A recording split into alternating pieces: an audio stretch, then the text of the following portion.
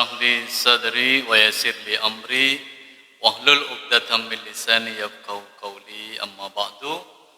Bapak Ibu hadirin sekalian, alhamdulillah bersyukur kita kepada Allah dipertemukan di tempat ini. Yang kedua, salawat dan salam mari kita haturkan pada Nabi kita Muhammad sallallahu alaihi wasallam.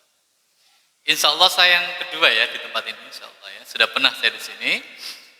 Dan saya memang sudah punya prinsip dalam pribadi saya, kalau diundang kemanapun saya tidak akan pernah tolak selama tidak benturan waktunya ya.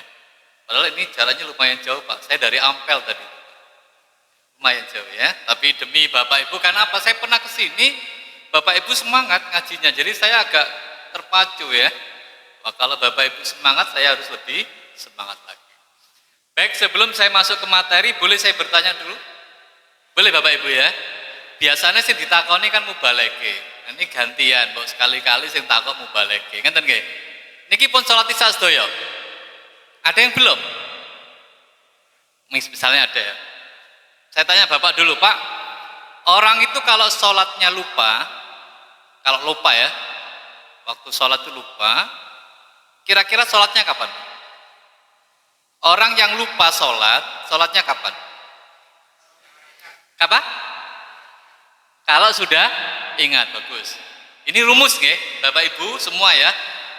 Kalau orang itu lupa sholat isya purung ya. Misalnya Ibu tadi misalnya mau berangkat ke sini kan mestinya sudah sholat isya, tapi ketika mau berangkat mau sholat isya ada tamu.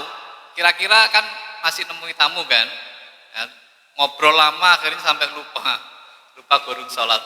Kira-kira besok ya, besok itu hari apa? Hari Kamis ya. Kira-kira jam 2 siang Ibu pas layak-layak gitu kok eleng. Kok ya aku burung sholat isya. Kapan sholatnya? Ya saat itu. Jelas ya? Nah, yang penting gak pura-pura lupa. Oke, pertanyaan kedua, aku saya gampang pertanyaan kedua. Bapak, ini ada satu kasus ya. Kalau suatu ketika panjenengan misalnya ke sebuah tempat begitu ya, yang tidak tahu arah, terus tiba-tiba jenengan sholat. Kok dilala arahnya salah gitu loh ya. Misalnya kalau kita Indonesia arahnya kan kiblat itu di arah mana? Barat daya ya. Rupanya jenengan sholatnya menghadap ke utara. Nah, ketika Anda sholat gitu ya, selesai kan, jenengan nggak ngerti kan? Selesai menghadapnya kemana tadi? Ke utara. Ditakoni mbek dulur, misalnya jenengan ke rumah saudara yang lama begitu nggak ketemu, terus jenengan nggak tahu arah begitu. Ditakoni, Mas wis sholat Mas? Wis, ngadep ndi? Ngadep rono lho. Kono iku ngalor Mas, gitu ya. Ini betul ya, ini kan kiblatnya. Sana itu utara, betul ya. Tapi jenengan sudah sholat, sudah selesai sholat. Pertanyaannya, diulang apa tidak? Saya ulang kembali, kan tadi sholatnya menghadap kemana? Setelah selesai sholat, wis salam, terus ngobrol sama ditakoni, sampeyan wis sholat, wis ngadep ndi? Kono. Dengan bangganya mau ngadep rono, loh kono iku ngalor jadi gitu. Tapi sudah selesai sholatnya, pertanyaannya diulang apa tidak? Jawabannya tidak. Sing penting sholat berikutnya jangan keliru lagi. Begitu ya? Paham? Jelas Bu ya? Jadi nek pun sholat betul usah diulang lagi. Kalau sudah salam loh ya, oleh ngono gak ngandani ket mau. Begitu ya? Tapi kalau seandainya jenengan itu tahu, nah yang ketiga, sebelum yang ketiga ya, Anda tahu ya tidak boleh ya. Berikutnya kan sudah diingatkan, berarti kan sudah tidak keliru lagi. Itu tadi nomor berapa pertanyaannya? 2 ya. Yang ketiga. Sekarang yang nomor 3. Oh, pemanasan ya. Sampai kan ngenteni suwe sakno jenengan. Nah, kalau jenengan pas sholat ngadep ke utara tadi ya, terus tiba-tiba dulure ngomong, jenengan masih sholat loh ya, masih sholat. Ngadepnya ngalor. Masih aku mau ngadepe kok ngalor, keliru ngadepe kan begitu kan? Pertanyaan saya, apa yang Bapak Ibu lakukan? Cek sholat loh iki, sholatnya ngadep ngalor kan? Masih kok ngadep ngalor sholat? Jangan kerungu, mendengar ya kan? Loh Pak, wong sholat kok kerungu gimana? Boleh apa tidak? Lah ya boleh kok. Wong telinga kita ini masih normal ya kan? Mbok mana disumpeli gini, orang ngerti. Tidak apa-apa Bapak Ibu ya. Jenengan sholat terus krungu suara itu tidak apa-apa. Oke, pertanyaan saya tadi, ketika Anda menghadap utara, kemudian diingatkan saat Anda sedang sholat, apa yang Bapak Ibu lakukan? apa ya Pak? Dibatalkan atau langsung merubah arah? Bagus, pinter-pinter berarti ya. Jadi kalau jenengan posisi sedang sholat terus dielingkene arahnya salah, tidak usah dibatalkan, tapi langsung berputar. Nah, sebagaimana Nabi pernah waktu itu kan sholat duhur, ya kan? Nah kita itu Bapak Ibu dulu kiblatnya mana? Awalnya kiblat kita itu dulu mana? Baitul Maqdis di Palestina. Nah, Nabi itu kepingin ya supaya kiblatnya itu ke Ka'bah itu. Terus turun di surat Al-Baqarah itu kan Nabi sedang sholat duhur langsung muter Nabi itu. Oh jelas ya? Cukup ya pertanyaannya. Pak yang terakhir, Bapak Ibu kalau jenengan ragu-ragu maka rumusnya kalau mau beribadah hilangkan keraguan. Itu rumus ya. Yang sering terjadi kalau ada kajian antara maghrib sampai isya, ya kan? Biasanya ada kajian maghrib sampai isya, itu kan begitu selesai kajian kan langsung sholat isya, langsung adzan, ya kan? Nah Bapak Ibu jamaah kadang-kadang kan ada yang langsung sholat, ya kan? Tidak usah wudhu lagi, betul-betul?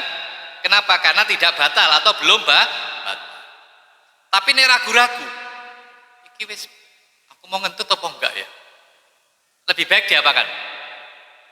Dihilangkan keraguannya. Caranya gimana? Caranya gimana? Ya berwudu, paham ya? Saya ulang kembali. Bapak kan mendengarkan atau Ibu mendengarkan kajian maghrib sampai isya, jelas? Paham? Terus matur ngeten kan jenengan mikir, iki aku mau ngentut apa enggak ya? Antara maghrib sampai isya itu loh, kan ragu kan? Iki maghrib, iki aku mau ngentut apa enggak? Kan ragu kan? Maka kalau ragu itu dihilangkan keraguannya dengan cara apa? Berwudu aja kan selesai masalah. Misalnya jenengan tidak batal pun ya tidak apa-apa. Yang penting kan sudah jelas ya. Jadi hilangkan keraguannya. Termasuk yang bayar utang. Iki mari bayar apa gurung gitu ya. Pura-pura lalin apa? Kan begitu ya. Oke. Ini pemanasan supaya jenengan. Kalau begini misalnya begini ya. Suatu ketika jenengan duduk berdua sama teman gitu ya. Rupanya teman jenengan tuh tahu kalau jenengan ngentut. Cuma karena tidak sempat ngobrol berikutnya terus tiba-tiba sholat. Nah setelah selesai sholat ya, teman jenengan bilang loh, kan mau gak wudhu? Enggak. Langsung sholat iya. Loh kan mau ngentut loh ya. Kan mau ngentut loh. Kok roh? Ya aku krungu kan ngentut mau. Misalnya begitu ya, tapi ini sudah sholat, pertanyaannya, diulang apa enggak? Jadi sholat loh ya, saya ulang kembali, saya tadi misalnya kentut, tapi kan gak cross, aku gak ngerti, nah aku kentut, saya ngerti malah teman saya, sebelahnya, loh aku pede, aku gak mau kentut ya, saya sholat, jelas? Mari salam, selesai, loh kan mau gak wudhu? Enggak, langsung sholat, iya, loh kan kentut loh, mosok, loh ngomong mosok kan gak ngerti. Pertanyaan saya, diulang apa tidak? Jawabannya tidak. Loh Pak, kan batal Pak. Oh gak ngerti. Hukumnya orang gak ngerti itu tidak ada. Jelas ya? Yang penting mari ngono aja diulang maneh. Tapi itu kalau jenengan ragu ya baru kan wudu. Termasuk kalau makan di nanti ini sebentar lagi kan puasa, okay? Sebentar lagi kan puasa kan? Enak awan-awan mangan teh sak piring. Ngombe sak gelas. Puasa loh ya. Marang ngono. Prosoki kaku poso loh. Yo, mari mangan ngomong gitu. Ya wis, posonya batal apa mboten? Tidak. Cuman aja pura-pura lali ya. Pak apa hukumnya puasa mlebu kulkas? Ayo sapa sing sah?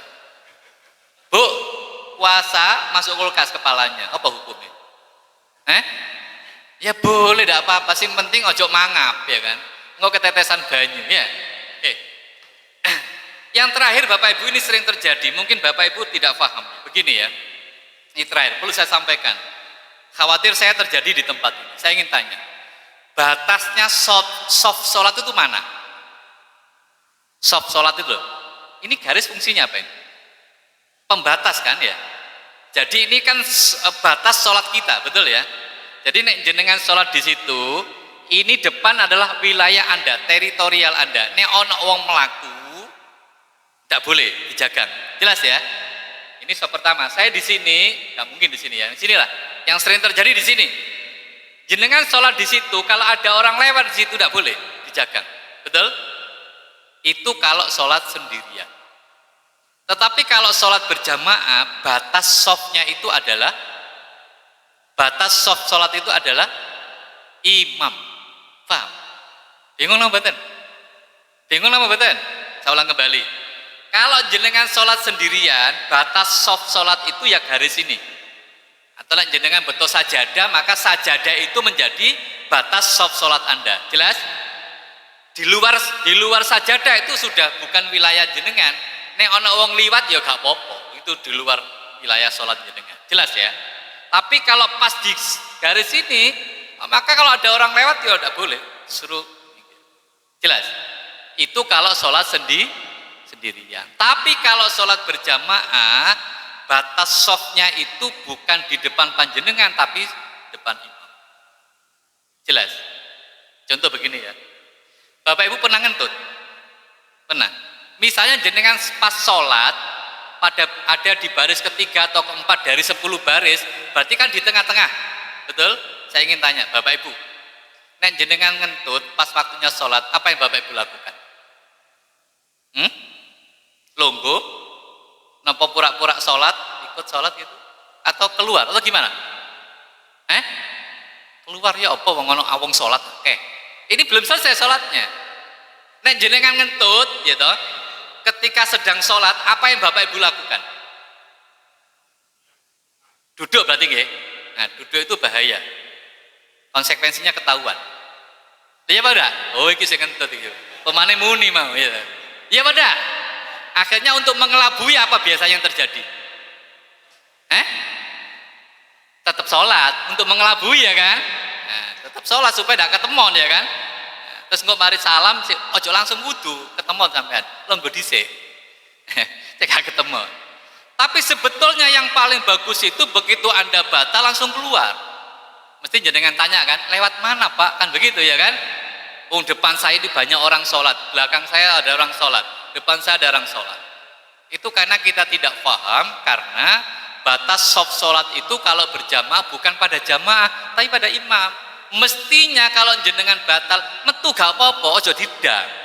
Cuman masalahnya gak paham, akhirnya didang jenengan, tidak boleh lewat, iya kan? Nah, nih jamaah ini pun kalau sampai akan toh, nih suatu ketika ngentut, gak apa-apa liwat.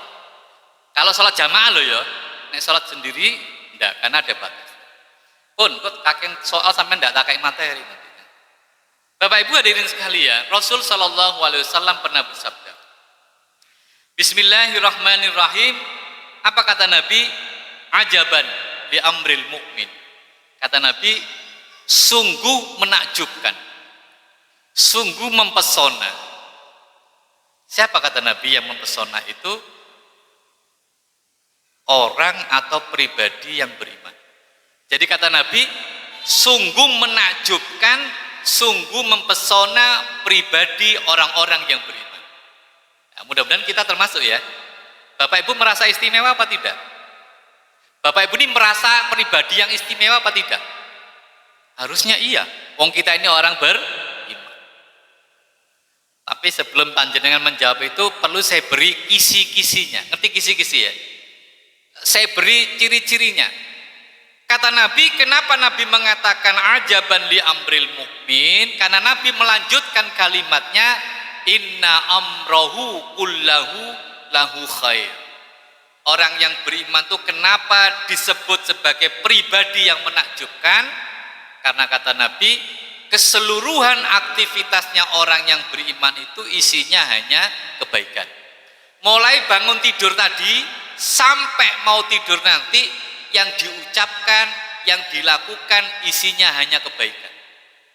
Sudahkah itu kita lakukan? Sudahkah Bapak Ibu? Insya Allah ya, insya Allah. Karena itu saya ingin katakan yang harus baik itu hadirin sekalian semuanya. Kata Nabi, inna amrohu kullahu lahu khair. Keseluruhan aktivitasnya orang yang beriman itu baik. Bukan hanya yang diucapkan, bukan hanya yang dilakukan, sampai yang difikirkan dalam hati itu harus baik. Jadi orang yang beriman itu tidak pernah punya pikiran negatif. Tidak pernah punya pikiran negatif. Bapak Ibu ini kan aktivis di media sosial, ya? Aktif enggak? Pegang HP itu sering apa enggak? Ini pesan saya untuk para aktivis itu, mungkin Bapak atau Ibu ya toh, para aktivis di media sosial itu saya beri rumus ya. Rumusnya begini. Seseorang itu bisa dilihat atas apa yang ditulis. Saya ulang kembali ya. Bapak Ibu paham media sosial kan? Ada WA, Instagram, Facebook, macam-macam. Seseorang itu bisa diketahui siapa dia dari mananya? Dari apa yang dia tulis. Dari apa yang dia kirim. Jelas sampai di sini. Jadi kalau jenengan ada di grup ya, grup WA misalnya. Kalau jenengan punya teman hobinya ngirim gambar-gambar kotor, gambar-gambar jorok, maka menurut teori tadi bahwa itulah hati dan pikirannya. Jelas? Bisa difahami? Kalau ada teman panjenengan sukanya ngirim gambar-gambar yang kotor, yang jorok, sing porno, maka itulah hati dan pikirannya. Tidak bisa dibohongi. Etok toh, ketemu toh, sahabat yang sering ngirim gambar ya toh. Siapa yang nulisannya itu menghujat, mencaci, memaki, maka itulah hati dan pikirannya. Tidak bisa dibohongi. Jelas ya? Bisa ketahuan dari situ. Itu rumus. Lah tapi saya ini dapat kiriman ya Pak. Nah, misalnya ya, jenengan tiba-tiba dapat kiriman gambar sing kotor. Apa yang Bapak Ibu lakukan? Diterusno? Oh, nek diterusno padha ae sama. Lah aku oleh Pak dikirimi kanca Pak. Terus dia apa no? Ya tak terusno Pak. Ya padha ae sampe. Itu bisa ketahuan dari situnya. Karena kata Nabi, orang yang beriman tidak mungkin bisa begitu. Jelas. Orang beriman tidak bisa ngomong kotor, tidak bisa. Nulis kotor tidak bisa. Ngirim gambar kotor tidak bisa. Bapak Ibu, di dalam istilah ilmu hadis itu ada kaidah namanya mafhumul mukhalafah. Ini kaidah ya dalam usul fiqh, dalam ilmu hadis ya. Memahami kebalikannya. Mafhumul mukhalafah. Kalau saya bilang tidak ganteng itu artinya apa? Nah, gitu maksud saya, paham ya? Tidak kaya berarti miskin. Itu memahami kebalikannya. Tidak tinggi berarti berarti kalau tidak beriman. Nah, ini loh ya, kira-kira kan. Nah, orang yang beriman itu adalah orang yang tidak bisa nulis kotor, tidak bisa ngomong kotor.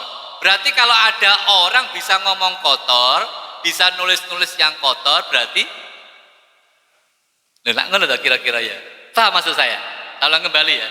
Kata Nabi, orang yang beriman itu tidak bisa ngomong kotor, tidak bisa ngomong jorok, tidak bisa ngomong kasar, tidak bisa orang beriman. Berarti nih ono sing gampang ngomong kotor, sering ngomong jorok, berarti tapi tidak sampai kafir Pak. Oh tidak. Itu maknanya berarti kualitas keimanannya tidak maksimal. Nah kita ini ingin supaya iman kita ini maksimal. Begitu nih Bapak Ibu ya. Misalnya nilainya 0 sampai 100. Ini 0, ini sampai sini, ini 0, ini 100. Berapa kira-kira nilai iman kita? Salah satu indikatornya bisa dilihat dari bagaimana cara kita ngomong. Cara kita bersikap. Anu ya Pak, saya di rumah tuh punya tetangga. Loh kenapa Pak? Bu, tapi gampangnya kok ngomong kotor ya Pak, ngomong jorok. Maka dengan teori ini kualitas keimanannya tidak maksimal. Nah kita hari ini ngaji supaya tidak seperti itu. Jelas sampai di sini. Paham ya? Bapak Ibu, ini saya tadi bawa masker tapi tak delok kok gak sing gawe masker, gak melok-melok. Gak melok bawa masker. Maksud saya begini ya. Kita itu bukan sekedar diminta baik yang kita ucapkan, baik yang kita lakukan, tapi kita juga diminta untuk menciptakan aura kebaikan. Saya beri contoh begini ya. Di musim pandemi ini kan beberapa masjid, musola kan menerapkan protokol kesehatan. Ada 3 kan? Salah satu diantaranya kan memakai masker. Betul? Sekarang saya cek. Di beberapa masjid kan ada tulisannya. Apa tulisannya itu? Macam-macam. Nomor satu, saya beri contoh. Satu, dilarang masuk masjid yang tidak pakai masker. Pernah jumpai begitu? Ada ya.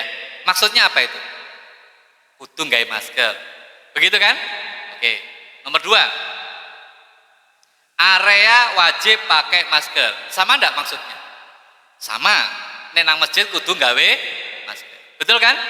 Podo maksudnya sama, tulisannya beda. Nomor tiga, terima kasih Anda telah memakai masker di masjid itu. Sama toh maksudnya? Kon gawe masker toh? Sekarang kalau Bapak Ibu saya tanya, misalnya itu mau ditulis di musola ini atau di masjid ini, jadi kan pilih nomor berapa? Siji, loro, nomor telu. Hah? Loh, kok nomor telu kenapa? Lah apa? Niki mboten kampanye kan, mboten kan? Ada ya, untung gak kampanye, aku wedi pas kampanye. Memang maksudnya sama, dikongkon gawe masker. Coba Anda lihat pilihan kalimatnya. Terima kasih Anda telah memakai masker. Beda. Memang maksudnya podo. Nah, nomor siji ngomongin apa? Dilarang masuk masjid sing gak gawe masker. Mulai wong. Kalau gawe masker Pak nang masjid, Pak mulai Pak. Lari dari masjidnya. Coba diberi ucapan terima kasih, Masya Allah.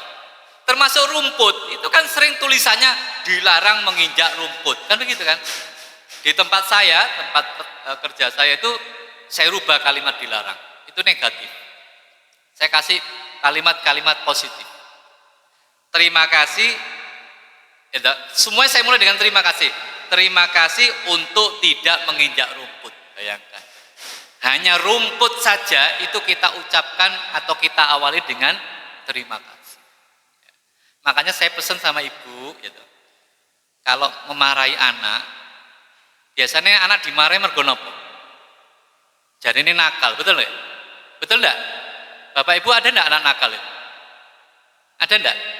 Dalam dunia pendidikan, Bapak Ibu tidak dikenal istilah anak nakal, tidak ada. Yang ada apa? Anak aktif atau hiperaktif. Nah ini jangan nggak apa-apa. Nggak apa-apa itu, mau anak-anak. Boleh sampai ngono gak oleh Pak. Misalnya tuwek oleh wong ngaji godakan ngene. Ya gak oleh, wis suwo ya. Nek arek cilik baban, wong arek cilik kan.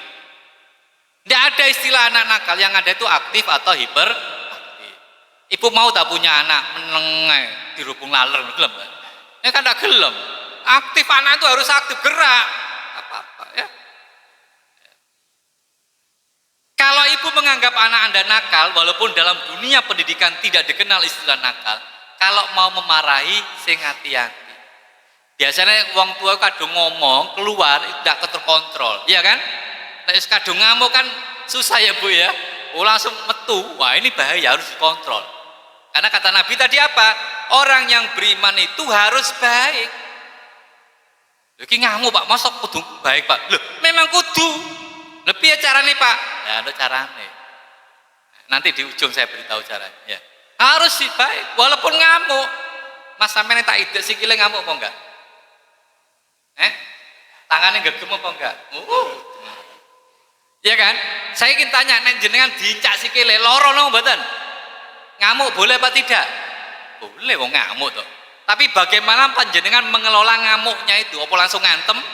Apa langsung istighfar kan begitu kan? Apa nyepuro sing nginjak? Ya ndelok dhisik Pak sengaja apa enggak Pak?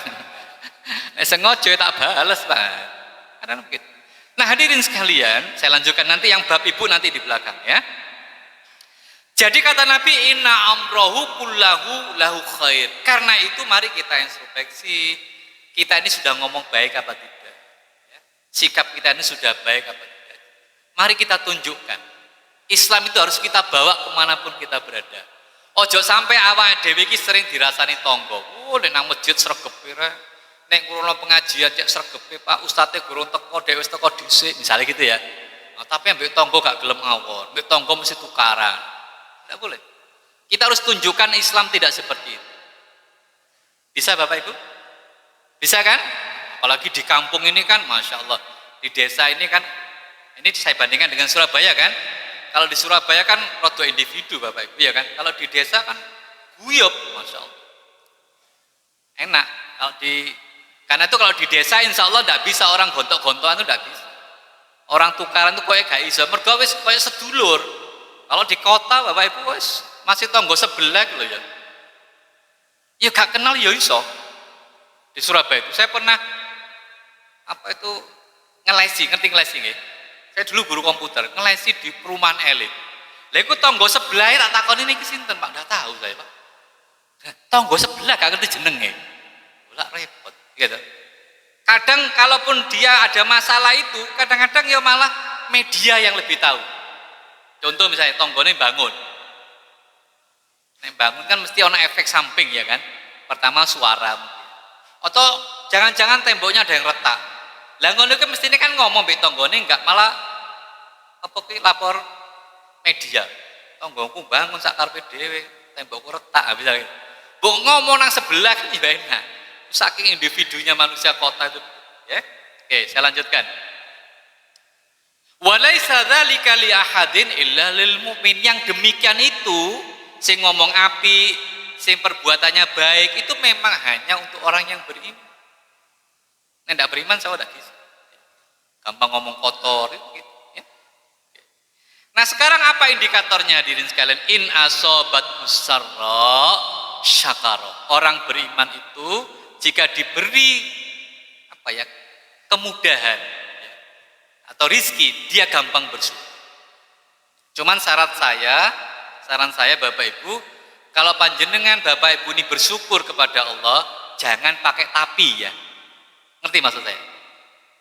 Ya syukur sih syukur Pak, tapi mek titik Pak loh ana tapi nih. Saya ingin tanya Bapak Ibu ini saya ingin tanya jujur ya, Bapak Ibu ini kaya napa melarat? Sugih napa melarat jenengan iki lho. Ya sugih hati Pak. Lho lah donya. Jenengan jangan bilang kaya hati Pak saya Pak, tapi nek donya mboten gadah Pak. Saya ingin tanya, Bapak Ibu ini sugih napa melarat? Ayo kok gak yakin ngomong sugih nih. Jangan bilang begini, Pak jenengan tanglet itu maksudnya yotron apa? Iya saya bilang uang bukan hati loh ya. Kalau hati saya kaya Pak, enggak uang, saya bilang uang. Bapak Ibu ini kaya apa miskin? Bapak itu duitnya akeh apa gak duit? Jenengan enggak bersyukur jenengan ini. Loh, oke saya tes sekarang, saya ingin tes jenengan sugih apa mboten saya tes ya. Pak tangan jenengan berapa Pak? Tangan jenengan lebih pinten. 2 ya. Nek siji tak tuku 750 Pak, juta gelem. 750 juta Pak. Sak miliar kurang seperempat. Loh, serius saya loh. 750 gak gelem. Sampai siji kaja ono. Sing kiwa saja sing tengen gawe tandang gawe. 750 juta Pak iki dhuwit kabeh. Loh, gak gelem. Wis sekil. Loh, ndak mau loh, coba. Nek tangan siji sekil siji wis sak miliar setengah. Sugih lho mboten?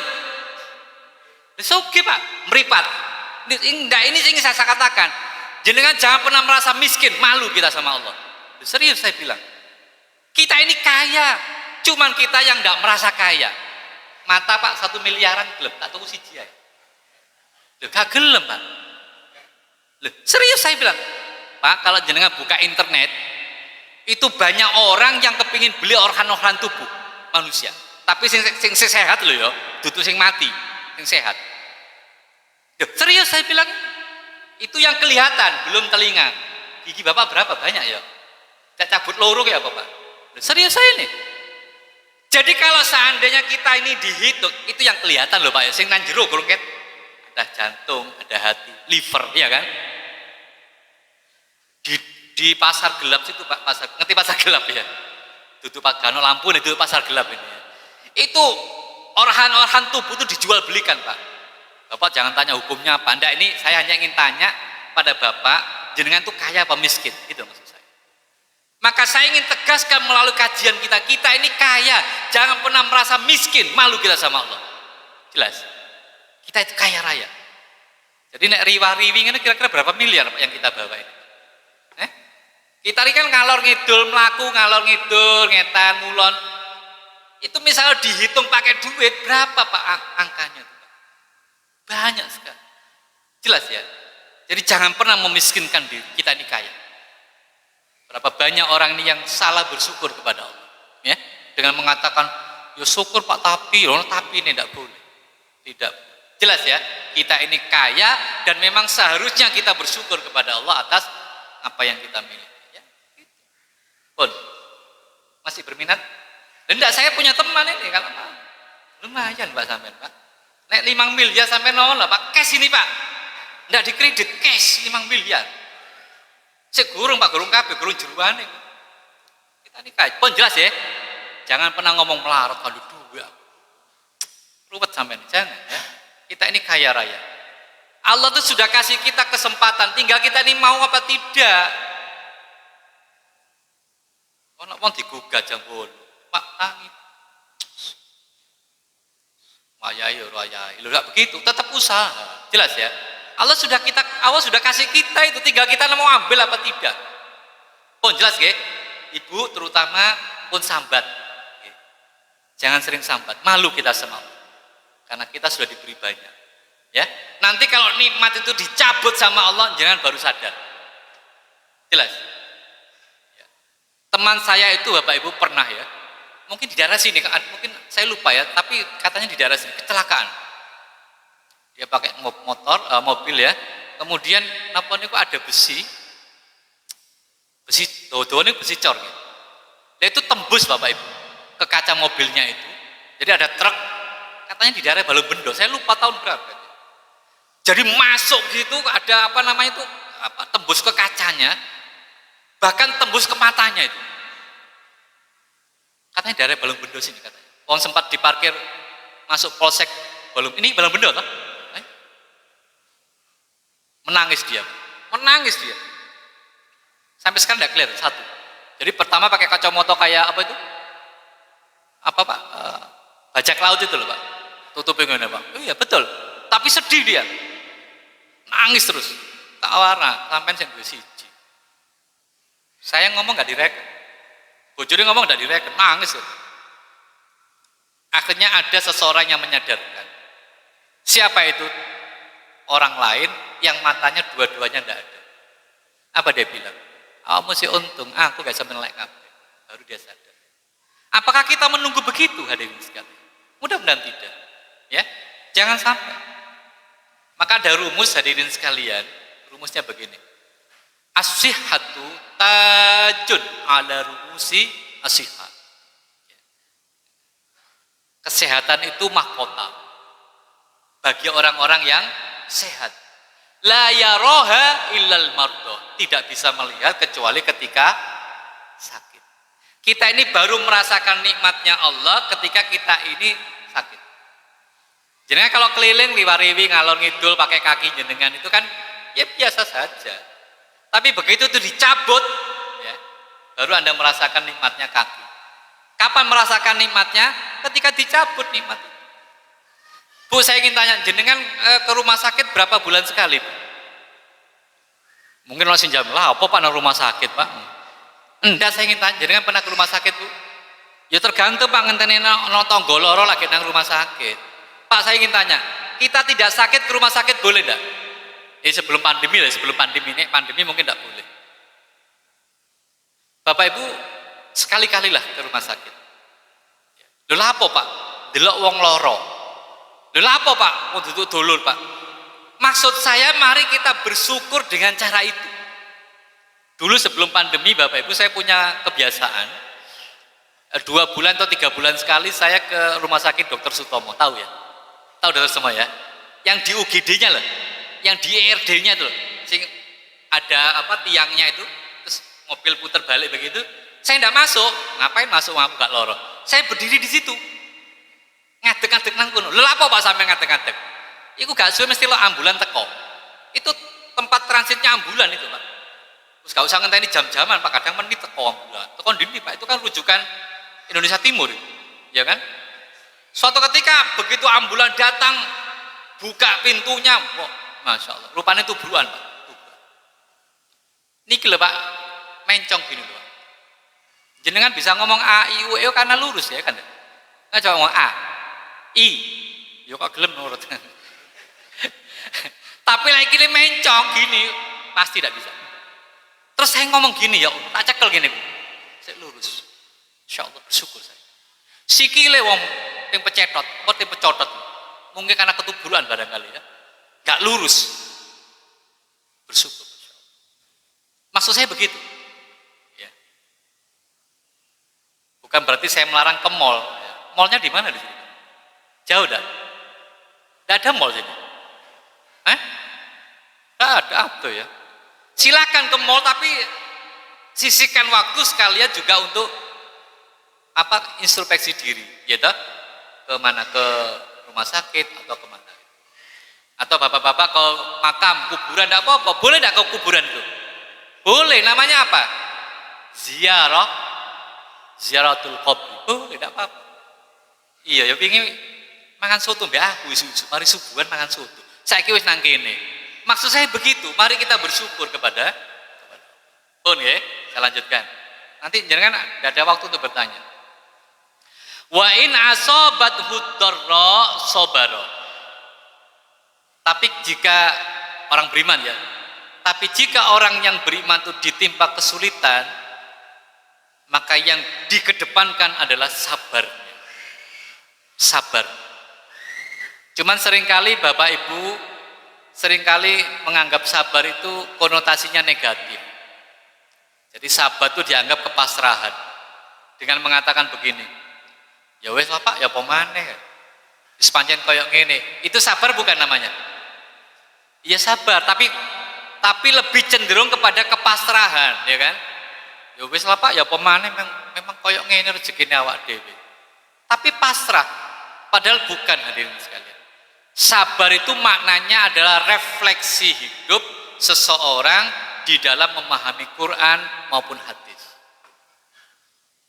Bahasa sederhananya, orang yang sabar itu adalah orang yang paham Quran, orang yang paham hadis. Jelas? Saya ulang kembali. Orang yang sabar itu adalah orang yang paham Quran dan yang paham hadis. Berarti nek wong gak sabaran. Nek gak sabaran berarti tadi lho Pak di awal saya katakan mafhumul mukhalafah, memahami kebalikannya. Jelas? Saya ulang kembali. Nek ana wong sing paham Quran, nek wong sabar ku maknane paham Quran, paham hadis. Jelas? Nek wong ngamuan berarti gak paham Quran, gak paham hadis. Gitu loh maksud saya. Kenapa? Karena sabar itu perintah Quran, sabar itu perintah hadis. Berarti nek ana wong gampang ngamuan berarti tidak paham Quran, tidak paham hadis. Bapak Ibu, tadi saya bilang sama ibu-ibu, nek jenengan memarahi anak-anak, titip pesan, jangan sekali-kali memarahi di depan anak, di depan teman-temannya. Mungkin waktunya menjelang maghrib, sik dulen mbek kancane. Gitu kan Bu ya? Nah, kalau begitu apa yang Ibu lakukan? Yo tak celuk Pak, nyeluke bengok napa mboten? Kesuwen Pak, tak celuk ping pindho gak krungu Pak, tak bengoki ae Pak. Ngono yo gak teko Pak. Akhirnya gimana? Oh tak jewet Pak, mbek aku Pak, mbek tak omel-omel Ibu. Cetarik kupinge di depan teman-temannya. Kemudian didoding-doding nang ngarepe koncone. Kira-kira kalau ada anak kecil didoding-doding wong tuane kira-kira seperti apa? Umumnya kan nunduk, betul? Mergo diseneni mbek wong tuane. Ketika jenengan melihat anak ibu itu nunduk, apa yang ada di pikiran bapak ibu? Diseneni itu anaknya nunduk mungkin. Yang ada di pikiran bapak ibu apa? Oh, anakku nurut. Begitu kah? Betul? Betul begitu? Pernahkah Anda berpikir apa yang ada di dalam hati anak Anda ketika didodeng-dodeng, diseneni nang ngarepe kancane? Ada perasaan marah, perasaan dongkol, perasaan balas dendam. Kan begitu? Mungkin zaman saya Bapak Ibu ya, mungkin begitu pola orang tua kita mengasuh kita. Betul apa enggak? Sing jenenge dengklek ngono diuncalno wis biasa ya. Iya kan? Sing jenenge napa niku penebang, ngerti penebang jare? Apa Pak? Penebang niku sapu ya, tapi sing gawe gepuk, gak gawe nyapu ya. Itu kan sudah biasa orang tua zaman dulu tuh kepada anaknya. Maka jangan kita ulang itu, harus kita putus mata rantainya itu. Terus gimana Pak caranya? Kalau ada temannya panggil. Sak lorone ati jenengan, sak mangkelen jenengan tahan. Jangan memarahi di depan anak, di depan teman-teman. Karena dia punya harga diri. Betul apa tidak? punya harga diri, punya gengsi, walaupun kok darah cilik, dia akan malu. Begitu masuk rumah, meneh dolen maneh. Kira-kira diwadari napa mboten? Oh wingi kaya sing iki lho, sing wingi sing dikupinge sing ditarik ibuke lho. Malu dia. Termasuk kalau ada pejabat di sini, kalau ada pejabat ya, ada pejabat. Jangan sekali-kali memarahi anak buah di depan teman-temannya, tidak boleh. Ya, tidak boleh. Nanti dia akan down, ngetik down ya. Jatuh harga dirinya apalagi di depan anak buahnya. Ini ada misalnya kepala unit, kan punya anak buah. Nah, ukurannya misalnya nyeneni dia di depan anak buahnya, ditodeng-todeng, dilakno. Jangan sampai jadi pemimpin yang seperti itu. Nah, termasuk tadi saya bilang sama ibu-ibu kalau memarahi anak, jangan begitu. Panggil. Kalau sudah di rumah baru diomongi. Itu pun ngomongnya yang baik. Jangan asal keluar. Suwen Pak. Nah, itu masalahnya. Kadang-kadang lek wis ngamuk kan asal keluar. Kalau kita ini asal keluar, apa bedanya dengan yang lain? Kita ini adalah orang yang beriman, kapanpun, dimanapun, kita ini harus bisa mengontrol apa yang kita ucapkan. Jelas sampai di sini? Paham? Oke, sebelum saya lanjutkan, ada pertanyaan? Ya, sini mek ngombe dhisik. Nah, jenengan monggo mau bertanya. Kalau enggak akan saya lanjutkan. Sampai jam berapa Mas saya? Oh, jangan. Surabaya omahku. Nanti jam 12.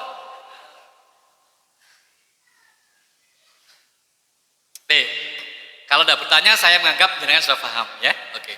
Sekarang saya lanjutkan yang terakhir. Di bulan Ramadan, kenapa saya bilang Ramadan? Ini kan sebentar lagi puasa, ya. Saya ingin bertanya pada jenengan begini ya. Kalau Ramadan itu kan dasar hukumnya surat 2 183, betul? Saya tidak bicara itu. Saya akan bicara 184, tapi tidak semuanya. Wis setengah songo. 184. Di 184 itu hadirin sekalian bicara tentang orang-orang yang wajib atau diwajibkan puasa. Saya ingin tanya, kepada siapa puasa itu diwajibkan? Kepada semua orang? Kepada semua orang? Tidak. Kepada siapa? Orang yang beriman. Betul? Semua orang yang beriman? Semua orang beriman? Tidak. Tetapi kepada semua orang beriman yang mampu melakukannya. Jelas? Paham sampai sini? Berarti Pak, kalau ada orang beriman tidak mampu puasa, boleh tidak puasa? Boleh apa tidak? Boleh, wong tidak mampu. Karena puasa itu diwajibkan bagi orang yang beriman yang mampu melakukannya. Cuman maknanya harus jelas. Yang dimaksud tidak mampu itu siapa? Kan dijelaskan di 184. Satu, orang yang sakit, betul? Nah, cuman sakit itu harus dijelaskan. Yang dimaksud sakit di 184 itu sakit yang seperti apa? Jelas? Nek jenengan membaca terjemahnya Al-Baqarah 184, ayyamam ma'dudat, kan begitu kan? Kemudian dilanjutkan bahwa puasa itu diwajibkan kecuali siapa? Orang yang sakit. Pertanyaannya, sakit itu apa? Ya kalau bicara terjemahan umumnya adalah keluar dari kebiasaan, itu sakit. Kalau misalnya ini tangan saya, gini ya, bisa saya gerakkan, ini berarti sehat. Tapi kalau ketika saya gerakkan begini, saya pegang begini, saya ini sakit. Jelas? Maksudnya aku gak iso gerakno tangan terus saya boleh tidak puasa? Loh kan saya sakit.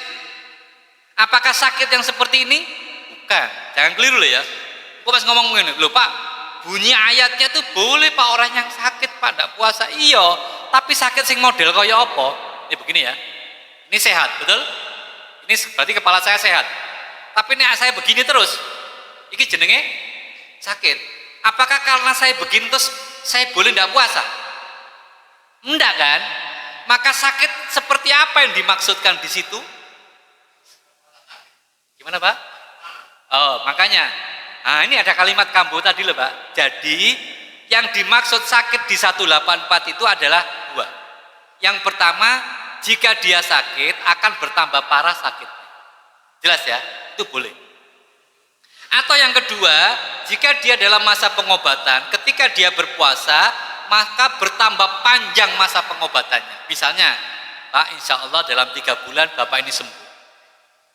Tapi mergo poso akhirnya jadi setahun, tidak boleh. Maksudnya tidak boleh apa? Tidak boleh puasa, boleh tidak puasa. Jelas? Tapi kalau sakit-sakit yang lain, pemenang loro panu, barang, lo jari ini kan loro Pak. Oh bukan. Jelas ya? Yang pertama, sakit. Jadi tidak semua orang hanya yang mampu untuk berpuasa. Yang kedua yang bepergian, itu boleh tidak puasa. Cuman terjadi memang banyak pendapat. Kalau orang tidak bepergian, orang bepergian namanya apa? Musafir. Pertanyaannya bukan pada musafirnya, tapi kapan disebut sebagai musafir. Kan begitu kan? Itu masalahnya. Memang pendapatnya macam-macam. Yang pertama, pokoknya keluar kota dari di mana dia berada namanya musafir. Ini namanya, ini kota apa Pak? Masuk Sidoarjo ya? Jangan ke Surabaya, menurut pendapat pertama, jangan musafir. Berarti oleh gak poso Pak? Loh, boleh kalau Anda mau. Tapi pendapat kedua mengatakan, oh tidak bisa Pak. Safar itu masafahnya jaraknya kurang lebih 85-90an Pak. Terutama Syafi'i mengatakan begitu. Kalau Hambali aku mau pokoknya sampean metu teko wilayah jenengan musafir. Enak nek model ngono ya. Nah, iki oh ya nyauri sing soro. Iki rasa kok weteng luwe ya, nanti nang Surabaya yuk. Supaya anak jadi alasan bisa jadi musafir. Begitu kan? Loh, monggo, cuman aku mau nyauri ya mau rada soro. Bapak Ibu, puasa di bulan Ramadan itu sebetulnya gampang. Enteng. Napa sebabnya? Akeh koncone, iya apa enggak? Banyak temannya. Sejak poso sunnah, kadang kan ya enggak banyak yang poso, jadi rada abot. Tapi nek apa jenis Ramadan kan banyak yang puasa. Katanya biasanya warung-warung ya pada tutup ya dah. Katanya ngandok nanti bang tutup. Jadi banyak temannya ketika puasa, dia enteng. Karena itu kadang-kadang rada abot oleh nyaur. Ya itu memang karena kanu koncoy. Yang ketiga ini wa'alal ladina yutikunahu, yang tidak sanggup puasa. Pertama tadi kan musafir, yang kedua pertama sakit, musafir. Yang nomor 3 ini loh, yang tidak mampu puasa. Nah, siapa misalnya?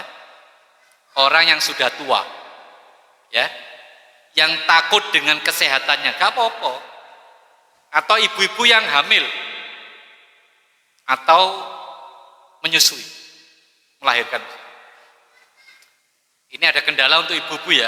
Ini sering lewat. Ibu-ibu itu kadang-kadang kalau menyusui kan tidak sampai 2 tahun ya. Ada yang 3 bulan, 4 bulan. Padahal menurut Quran harusnya 2 tahun. Itu ketika istri saya hamil mau melahirkan tak suruh keluar, saya kerja wis. Dari bojo. Lha kok ya apa ya wis sak cukupe mangan. Ah buktine iso mangan sampai saiki, ya kan? Wis dah, nanti kamu 3 bulan kok melbu, ya apa lah nyusoni barang. Wis gak usah, masuk. Sak cukup-cukupe mangan. Manusia itu berapa sih sak kuatin mangan? Paling 3 piring sedino, ya kan? Tak kira 10 piring, ya kan? Makanya kalau di Surabaya itu ada Pak tulisannya all you can eat. Pernah dengar? All you can eat, ngerti? Mangan sak karepmu, sak puasmu. Ya, cuman 50.000. Jangan mikir apa? Saya ketahui mangan sembarang. Iya, sembarang kalian mangan, silakan. Tapi pihak hotel kan mesti ngitung sapiro isine petenge menungso iki lho. Tidak mungkin jangan makan 3 piring satu itu loh. Satu waktu, tidak kira ya kan? Saya pernah di Malang itu tulisannya all you can eat 35.000. Seneng ya. Nek wong telu kan 105 ya kan. Tapi begitu masuk sana ya sak cukupe gak iso. Karena bakule wis ngerti sak piro kuwate menungso mangan ya kan. Jadi ibu kadang-kadang begitu. Nah, karena itu begini, ini ada kasus. Ibu kalau tidak puasa kan bayar fidyah, betul? Nah, sekarang begini. Kalau orang punya anak 1, itu kira-kira seorang ibu wanita itu berapa kali tidak puasa? Berapa kali, Bu? 3 kali, ya kan? Misalnya hamil pas Ramadan. Puasa apa tidak? Tidak. Begitu hamil kan melahirkan, menyusui kan? Menyusui berapa tahun? 2 tahun. Berarti kan tahun kedua, tahun ketiga. Berarti satu anak butuh waktu berapa tahun? 3 tahun. Berarti tidak puasa. Lu kok dilala mari nyusoni hamil lagi? Boleh enggak? Ya boleh, wong ana bojone, enggak apa-apa. Sing bayar kagak bojone. Punya anak 2, berarti berapa tahun? 6 tahun. Mari kono punya anak lagi 3. Boleh apa tidak? Lah ya boleh. Sing laru ya sapa? 9 tahun. Nah, hanya dia bayar fidyah. Kon dilala wong iki ya melarat. Jangan kan tuh bayar fidyah. Dienggo mangan dhewe lho gak ono. Pertanyaannya, Bu, wajib enggak bayar fidyah? Wajib apa tidak? Wong orang tadi lho punya anak 3 9 tahun gak poso. Wayahe bayar fidyah kan begitu kan? Cuman dienggo mangan dhewe lho gak ono. Pertanyaannya, apakah orang seperti itu wajib bayar fidyah? Tidak. Justru harusnya orang seperti itu dikasih zakat, dikasih fidyah, zakat fitrah dan sebagainya. Jelas ya? Termasuk orang tua, orang yang sudah sangat tua, wis tuwek lor-loron, ya umumnya begitu ya kan? Wong tua wis lor-loron ya kan? Terus dia tidak kuat puasa, tidak usah puasa. Ya memang begitu. Terus nyaur, Pak, lu gak kuat nyaur, Pak. Yang bayar fidyah, wong dienggo mangan gak ono. Itulah hebatnya Islam, ya. Islam itu mudah, sehingga iso rawat dhewe. Jelas sampai sini? Oke. Nah, yang terakhir di bab di 184 itu kan begini. Bapak Ibu lebih baik mana? Tadi kan pertanyaannya tentang orang yang tidak puasa. Lebih baik mana? Orang yang ketika safar atau bepergian di bulan Ramadan itu lebih baik mana? Puasa atau tidak puasa? Saya ulang kembali, jenengan kan ini bulan Ramadan misalnya, jenengan bepergian.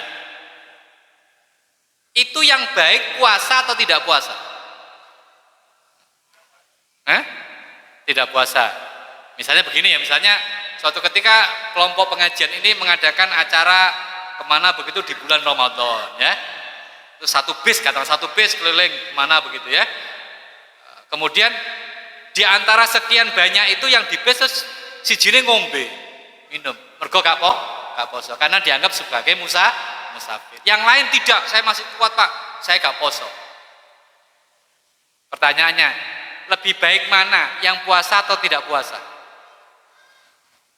Terus ana sing ngomong ini, ya api sing poso Pak, wong dhek gak kuat ya Pak. Aku kuat Pak, dhek gak kuat Pak. Betul apa salah begitu?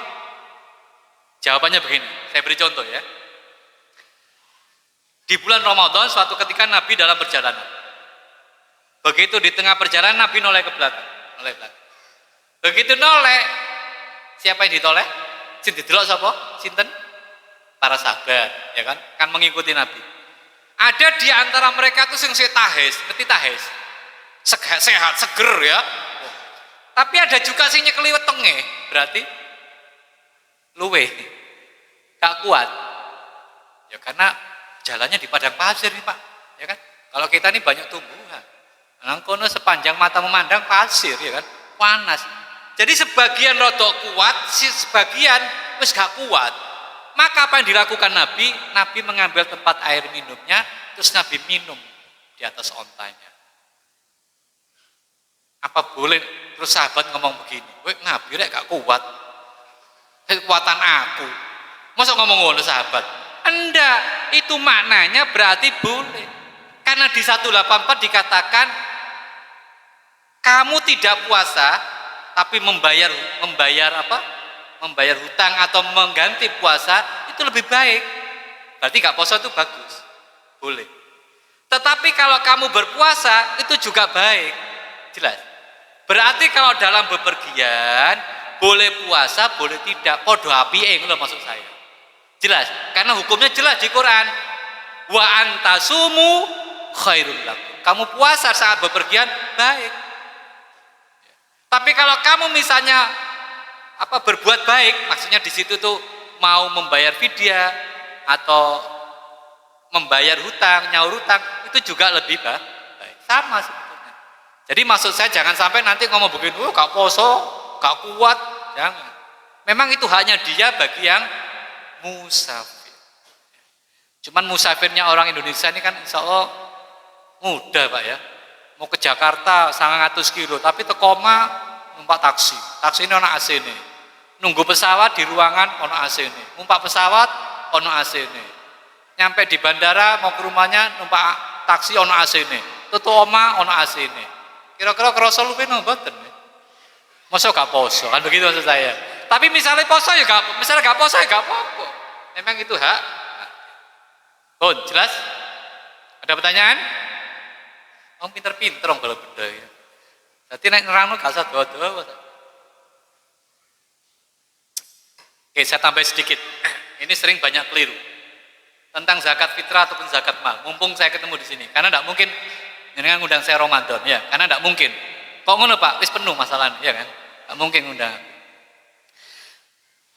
Rumus zakat fitrah atau zakat mal itu Bapak Ibu boleh diberikan kepada orang yang bukan tanggungannya. Ini rumusnya, supaya tidak keliru. Ya. Jadi tidak boleh diberikan kepada orang yang menjadi tanggungannya. Tapi kalau bukan tanggungannya boleh diberikan. Contoh misalnya, saya punya bapak, saya punya ibu, jelas? Bapak ibu saya itu kumpul dengan saya, makan minumnya saya yang kasih, tempat tinggal, pokoknya seluruh kebutuhan bapak ibu saya dari saya. Terus saya ngomong begini, Pak, ini zakat saya, tidak boleh, jelas? Karena bapak ibu saya menjadi tanggungan saya. Atau misalnya bapak ibu saya tidak jadi satu dengan saya, misalnya kos atau kontrak atau punya rumah sendiri, tapi seluruh kebutuhannya tanggungan saya, maka zakat saya tidak boleh saya berikan kepada orang tua saya. Termasuk kepada adik saya. Kalau adik saya seluruh tanggungannya saya yang nanggung, seluruh kebutuhannya saya yang nanggung, maka zakat saya tidak boleh saya berikan kepada adik saya. Boleh saya berikan kalau adik saya tidak menjadi tanggungan saya secara keseluruhan. Jelas sampai di sini. Karena ada pertanyaan, Pak, lebih baik mana Pak, zakat itu saya berikan kepada orang atau kepada keluarga saya? Lebih baik mana? Saya ulang kembali.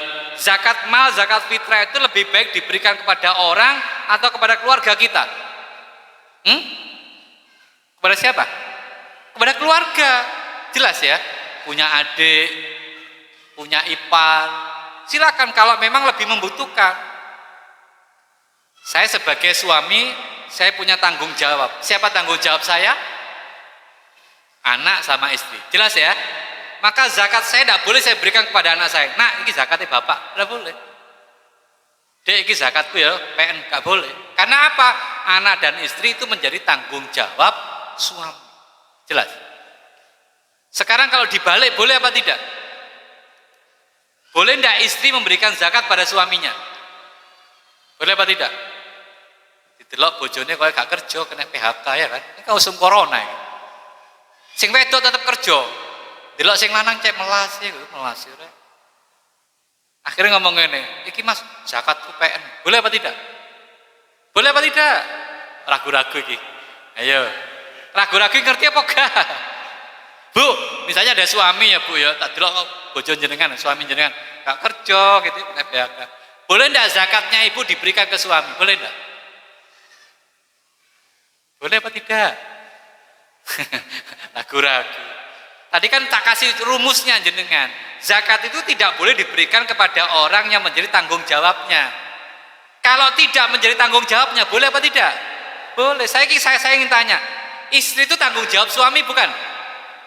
Iya. Kalau suami tanggung jawab istri bukan? Bukan. Yang punya hak untuk menafkahi itu suami. Jadi kalau ibu kerja itu sifatnya sunnah. Iya.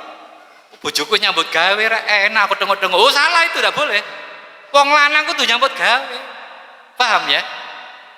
Kecuali memang ada masalah ya, ada kasus mungkin kena PHK atau apa. Jadi kalau suami istri ngasih zakat kepada suaminya boleh. Cuma biasanya suami itu gengsi ya kan.